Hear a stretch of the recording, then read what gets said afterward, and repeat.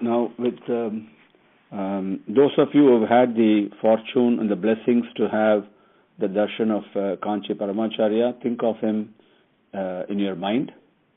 And those who have not had the fortune, think of your favorite God, favorite Guru, and think of him in your mind, and then let us proceed. Yesterday we came up to the point with Swami Grace. Rama had gifted the Vigraham, the Puja Vigraham, the thing that traditionally along the lineage of the Ikshvaku Kulam, the lineage that Rama was born in, by generation after generation, the Vigraham that was worshipped, that Vigraham, along with the Vimanam, which means along with the Mantapam and the Gopuram on top of it, Rama had gifted to Vibhishana.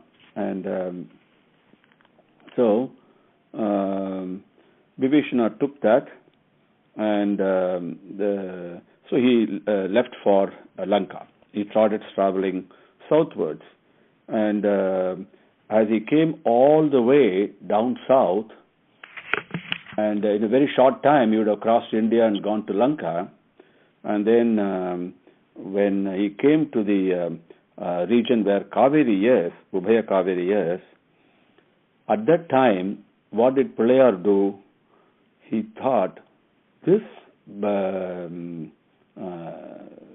beautiful Bharata Desam, this so attractive Kaveri and the Kaveri Delta and the places like this, now is it really proper for this Vigraham to leave this place? And so what he did, he played a Leela, he played a sport, and he made sure that that Vigraham got to stay in that area. And what did he do? The thing that Rama had told Vibhishana when he gifted him is that, hey, listen, this Vimanam, this Gopuram and all that, and also the Vigraham, and while you're taking it from here to your place in Lanka, you should never keep it on the ground anywhere. Because what happens if you put it on the bhumi, on the ground, then it will get established right there. It will stay. It cannot move it from there. So, therefore, go directly to Lanka.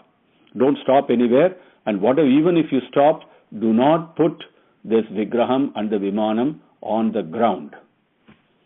And so, what did Pillaiyar do? Because this is the condition. So, what did Pillaiyar do as Vibhishana was flying across and his Pushpaka Vimanam going back to Lanka, and he kind of, the Pillaiyar made it very attractive in Vibhishana's mind. From there, he looked at this beautiful Kaveri river flowing, and the waves and the beautiful banks and all that, so Ramaniyam, so attractive it is. Even today, if you go to the Kaveri area, it is so attractive, okay? And you would not feel like leaving that place. And so when Vibhishana saw that, so he gave him the idea. Pillaiyar put an idea in his mind. Oh my God, such a beautiful pellucid waters, so I must go down and take a bath. So once he had the desire to stop and take a bath and kind of touch this river and feel that river in his body, and then what did Pillaiyar do? He took the form of a Brahmachari, a small young lad who's not married, a Brahmin boy, and very, very innocently looking, such a good boy. As soon as you know him, see him, my God, what a good boy this is, And with that kind of a countenance, he went there and stood by the Kaveri river. And Vibhishana came there, descended from his Pushpaka Vimanam and came there, and he saw this little boy, and he said, oh child, son, listen, you do one thing. I'm going to go take a bath in this river, and till I come, will you please keep this Vigraham and this Mandapam along with it in your hand, and whatever you do, but make sure that you don't put it on the ground, okay? And then this little boy said, sure, I will do it, no problem at all, I will definitely do it for you. But suppose, when you have gone to take a bath, and if I find this becomes very heavy for me to carry, then what should I do? So what I will do is, I will call you 3 times. I'll call your name 3 times. So if you don't come, then I will put it on the ground. And Vibhishana agreed to that, because it seemed like a fair request, right? And then when Vibhishana went in and dived into the river, and then it was so enervating, and so he started swimming and went far away from the shore. And when he was very far away, and what did this little boy do? He called his name 3 times very quickly. He said, Vibhishana, Vibhishana, Vibhishana, like that. And but even before Vibhishana could hear it, because he was far away, he called him 3 times. And since Vibhishana didn't come, immediately put it on the ground right there. And then Vibhishana came, and he said, I called you 3 times, but you didn't come. It was getting very heavy for me, so I put it near. And then the moment he put it on the ground, it got established right there. Now, if you look at the story, this little young lad must have been quite well built, balishtam, must be a very strong boy, It's not a choni, it's not a lean, thin kind of boy. He's well built. But at the same time, since the Vigraham and the Mandapam and the Vimanam are all given to him in his hand, and he was carrying it in his hand, that means they must be of that size only. They must be small enough, not very big, small enough for him to carry in his hand, along with the Mandapam and all that. And that also agrees with the fact that that's the kind of Vigraham that you will use in your puja room. You will not use very big Vigrahams and all that in your puja room. So it all agrees. So he must have had in his hand, and not only that, so this must have been very small. But then later on, after Pillaiyar put it there on in the banks of the Kaveri, surrounded by the Kaveri, Ubaya Kaveri and Kaveri, and Bhagavan, even though it is not Kshirosaharam, Bhagavan must, in his tremendous happiness, must have grown in size. And that same way, when the Bhagavan grew, the Vimanam and the Mandapam and everything else grew also. That is what we see today, is what Swami says. When Vibhishana came hurriedly, and then he got angry at this boy. I told you, do not put it down on the ground. How did you do that? And then he tried to take the Vigraham from the ground, but it would not move. Whatever he tried, he just could not even shake it, not even the slightest. So he became so angry at this brahmachari boy. Those days, even today it happens in India, and when the teacher asks you to do something, you don't do it, what does he do? He strikes your head, with his fingers. He rolls his fist, and with his fist, he puts a knock on your head. It's called kuttu, in Tamil. So he came there, with folded hand, he wants to do a kuttu for him. At that time, what did Pillaiyar do? And he immediately started running, this little boy. And Vibhishana also chased him. And what Pillaiyar immediately climbed up that hill. There is a beautiful malai there in Trichy, if you go, for those of you who have been there. And so he went right on top of that hill. And then once he went there, this is the interesting thing. And he allowed himself to be caught by Vibhishana when he reached the top of that mountain. The same way, when Yasoda was chasing Krishna, and with perspiring and sweating and panting and could not even catch him, then Krishna decided to be caught by her. And that is when she caught him. In the same way, Pillaiyar allowed Vibhishana to catch him. And then because he went on top of the top of the hill, as soon as Vibhishana gave a kuttu to him, it's very interesting. Because in our life, for all the things that we do to correct us and bring us back into the right path, not as a punishment. Bhagavan is not a punishing God. He is a correcting God. He is like a father and a mother who corrects. When we make a mistake, when we go astray, he brings us back to the path. And for that, Pillaiyar does kuttu to us. All the challenges and difficulties and obstacles and sadnesses and all we have in life is actually a kuttu from Pillaiyar. In this case, the same Pillaiyar who gives the kuttu gets the kuttu from Vibhishana himself. And as soon as Vibhishana knocked on his head with a kuttu, at that time this little boy showed his real swarupam. He appeared to him, gave him the darshan as Vigneswara. And as soon as Vibhishana saw him, and what happened, he was his disappointment, his sorrow, and his anger, everything vanished. But still he was not fully satisfied. Okay, he has had the Bhagavan darshan, but still there was a desire in him. Hey, Rama gave this to me and for me to take back to Lanka. Now I'm not able to take it to Lanka, right? So that disappointment was there. That little yearning was there. So then, what did Pillaiyar tell him? Do not worry. I have established, put this Vigraham here and in the direction of facing south, where from here it will be doing anugraham for you in your city in Lanka. That is the way I have done. Let us talk about the direction. Okay? Because normally they will not, you go to any temple and all that, the Vigraham will not be facing south. Okay? That is not according to rules. But here, Pillaiyar did an exception. And this Paramacharya Periva further explains. He says, Vigneswara's father, Parameswara, as Dakshinamurti as Nataraja, right? And he's looking south. Okay? And then same way, what Vigneswara did, like his mama, Mahavishnu is mama, Parvati's brother. So his mama also, he made him look south. And if you look at Dakshinamurti, he's absolutely oblivious to everything in Samadhi, and he's sitting there in Dhyanam. If you look at Nataraja, all the whole cosmos is a dance for him, and he's dancing all the time, always active. Dakshinamurti is silent in Dhyanam and Samadhi. Nataraja is active dancing, cosmic dance, and Ananda Natanam, he's doing all the time.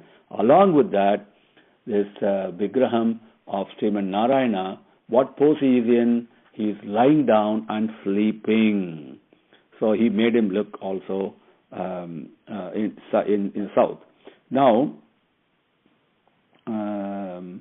while Nataraja is doing cosmic dance, what does Sriman Narayana do? Even though he's appearing to be asleep, it's called Nidrai, okay? And it is Yoga Nidrai. Even though he is in his own swapnam, in his dream, he creates everything. And so that's the way that this particular Vigraham is. And but difference between what Bhagavan's Nidrai and our Nidrai is that when we sleep, we lose conscious of ourselves. We don't know what is happening. Bhagavan's is Yoga Nidrai. He is fully aware of what is happening. At the same time, we call it as Nidrai. And then, so now that he is established, when he took the Vigraham from Vibhishana and put it on the ground, when Vibhishana was gone, and Periva said it is like you go to a customs agent and he takes your thing away from you because it is forbidden from being exported. It is like that. Pillaiyar took the thing away from him, and at the same time, Vibhishana is a great bhakta, so respecting his devotion also, he established it facing south.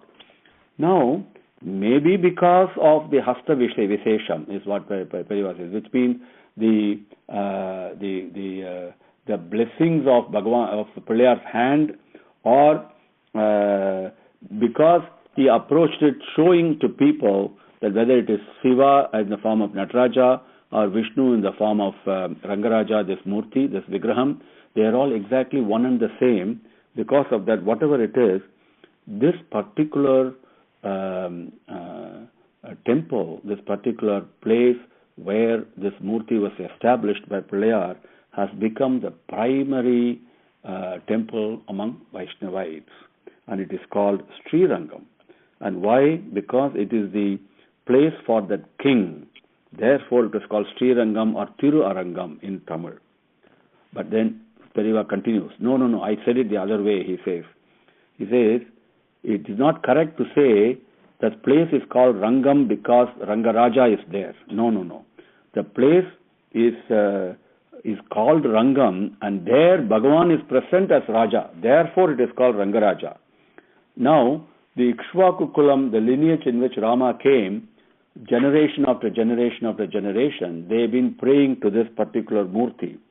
They must have call this Murti as Narayana, Vishnu, or because the Vigraham, the Bhagavan is lying down on the bed of Adisesha, they may have called him Seshasai, Anantasai and all that.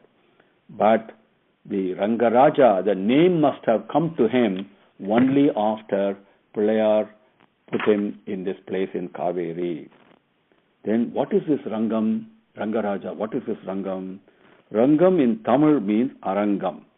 And it means where it's a stage on which dance and dramas and all take place. That is called Rangam.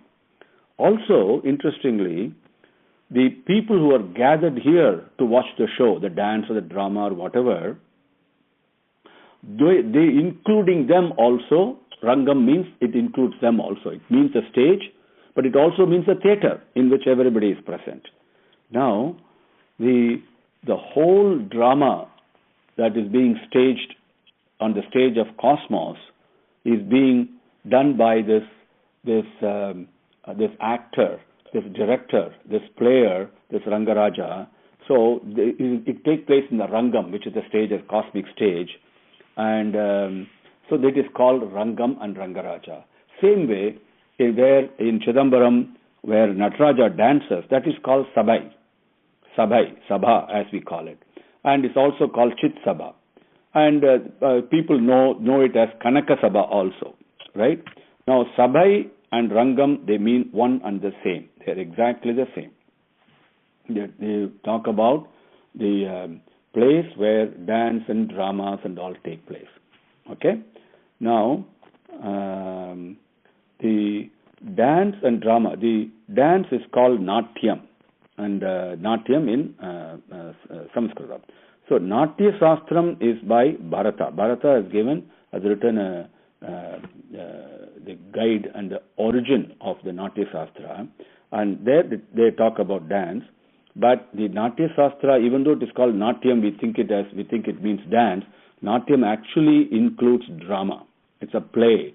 Out of that comes one part of it is dance. So this Natya Shastra talks about the Natakam, which is drama, and as part of that, it talks about dance and then also music, very interestingly. And the word Nata is that is a root word from which Natyam, Natakam, Natanam, they all have come. And interestingly, in Tamil, Nadappadu too means we walk, right? We say in Tamil that Nata is the root word that indicates motion. That means it indicates the motion. When you move, that movement is called Nata. Now, so this is how Pillaiyar thought about his father having Sabai. So where his mama was established, so he must have given name Rangam to this place which we call as Srirangam today. Now Perumal continues. He says, the Srirangam Sthala Puranam, every Sthalam has got a Puranam associated with it that tells you what is the history of that, how it came about and all that. Now, there the Puranam says from right beginning itself it is called Rangaraja, and this Vimanam, the Gopuram on top of that is called Srirangam, and that's what it must be there. And the Vaishnavas Sthala Puranam. Now the Vigneswara part, the role the Vigneswara Pillaiyar played in there is not in the Sthala Puranam, is the way I recall it. And in Rama's period, there was a Shora king called Dharmavarma, and when you go to Srirangam, and when you go around the Prakaram, around the Mulasthanam, it's called the Dharmavarman Prakaram. It's what it's called. So he has done Yeoman Tapas, praying to Rama to have the Vigraham that was in the puja room of the Ikshvaku Kulam must come to his kingdom and must be there. And because of that, the Vigraham came there. This is what the Sthala Puranam. Okay, but what is very popularly known among the people is the sport played by Pillaiyar, and that how the Rangaraja, Sri Ranganathar came there. And what is so pleasing about this story, Perumal continues, what is so pleasing to the mind is that this story brings together the Saivite form of worship and the Vaishnavite form of worship. There's no really difference. It's all just different names and forms, but the modality, the mode is one and the same. Therefore, it's very pleasing. Not only that, and it also tells us the Satyam, the truth behind the oneness of the different forms of worship. Now, so this Uchchi Pillaiyar, when he came there, he went to the top of the hill. That is why even today when you go there, it's called Uchchi Pillaiyar in Trichy. You can see that. And there, very interestingly, if you go to the Pillaiyar and Uchchi Pillaiyar in Trichy, even today, and you look at the Pillaiyar Vigraham, it's called Murtam or Bimbam, whatever name in Sanskrit they use. And on top of that Bimbam, on top of that Murti, the Vigraham, Pillaiyar Vigraham in Uchchi Pillaiyar, you can still today see the impression, on Pillaiyar's head that comes from a kutu. When somebody knocks you on the head, there's an impression formed, and you can still see that today. And now, Pillaiyar continues. This story, there is a tremendous Yoga Sastra Artham is also there, he says. And he says, this Uchchi Pillaiyar going all the way there, this talks about the joining of the Mooladharam and the Sahasraram. Okay, but then Peரியar says, that description now, let us not go into that right now. Okay, he says, if right now it is not needed. And then there is another beautiful alignment, truth in the connection, in the bondage, in the story between Ranganatha and Vigneswara. Now,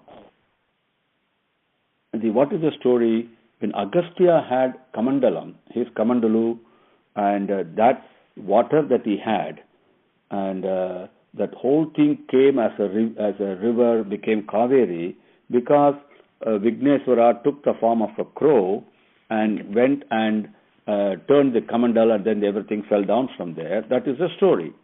Now, the same, what did Agastya did not stay quiet. When this crow came and spilled and turned the Kamandalu down, then flew away, the whole water flew out of it and became the river. So what did Agastya do? He didn't keep quiet. He just started chasing the crow. And then what happened? That crow turned into a brahmachari, into a beautiful young boy, a Brahmin boy. Same way, in this story also, we see Pillaiyar appearing as a brahmachari. And then, in the previous story, what did Agastya do? Agastya did the same thing. He folded his hand, and then he gave a kutu to that brahmachari boy. And same way, when he came to give him that kutu, before Agastya could give him that little boy gave him the darshan of Vigneswara. Okay? Whereas here, Vigneswara allowed Vibhishana to give him the kutu and then gave him the darshan. And then the first happening, oh my God, did I come there to give you kutu? Please, you must forgive me. This is apacharam. This is what Agastya started praying to him. And in praying, when we go to Pillaiyar Koil, we put kutu in our head. There's a reason for it. We also do Topakaranam. That also Mahaparimal is going to explain what Topakaranam, why we do and all that. This kutu, why we do the kutu when we go to Pillaiyar Koil, this is how it came about. Because then Agastya is the one who first did that. I did apacharam to you. I was about to hit you on the head, like the way teachers punish children and all that. And now, so please, you must forgive me. And then he put the kutu on his head. And because Agastya did, Pillaiyar, in order to give anugraham to Agastya, then this practice of worshipping Pillaiyar by doing kutu on our own head was established at that time. This is the origin of that kutu. Now, another thing that joins both the stories together, like complementing each other, and like a very sacred complementation here, is like Mahavishnu, Kaveri, and Vigneswara, and all these together. What happened when in the beginning, when Pillaiyar turned the Kamandalu down and when the water started flowing, that happened. Where did it happen? It happened in the Western Ghats in India. Today it is called Western Ghats. It's a range of mountains that goes north-south on the west part of India. It's called Sahyadri. And Sahyadri was the one name of one mountain there in that Western Ghat. That is where it happened. And where did it happen? On that mountain, underneath a tree. What kind of a tree it was? It was the amla tree, the gooseberry tree. Okay? And that is where, even today if you go, it is called Talakaveri, which I have been fortunate enough to visit, and it is a phenomenal place to go. I suggest everybody must go there. And that is where even Kaveri originates. And that is where this thing took place, and the origin of Kaveri. Now, that gooseberry tree is Sakshat Mahavishnu. Bhagavan himself is there in the form of a tree. And then later on, the Vishnu Maya, Bhagavan's deluding power, became a tree called Lobha Mutrai.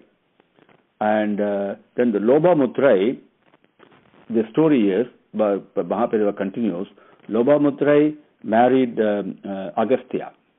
And then it is Lobha Mutrai herself became the water that was kept in the Kamandalu of Agastya. She is the one, and when she came out of Bhagavan's lotus feet, Swami told her, how the same way Ganga came from my lotus feet, but you are very, very dear to me. Now, for Ganga, she got the sparsam of my lotus feet. But for you, not only the padasparsam, not only the sparsam of my feet, but also all through my body. Okay, that is the anugraham I am giving you. Now, from this, the root of this tree, when you start here, you have got my the sparsam, the touching of my lotus feet. When you become a big river, and then when you flowing through, and when you bifurcate and become two, and then you join, surrounding a small island, and there you will be embracing me, he said. And that is where Srirangam is. Sriranganathar is in Srirangam, on both sides, Kaveri and Ubeka. We call it Kolidam. Both of them go around that island. It is like embracing the Bhagavan who is present there. And this is from the Tula Kaveri Mahatmyam. Now with that, we will stop today and continue with Bhagavan's race tomorrow.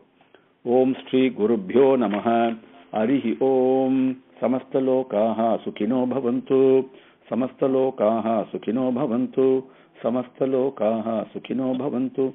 Om Shanti Shanti Shanti. Arihi Om.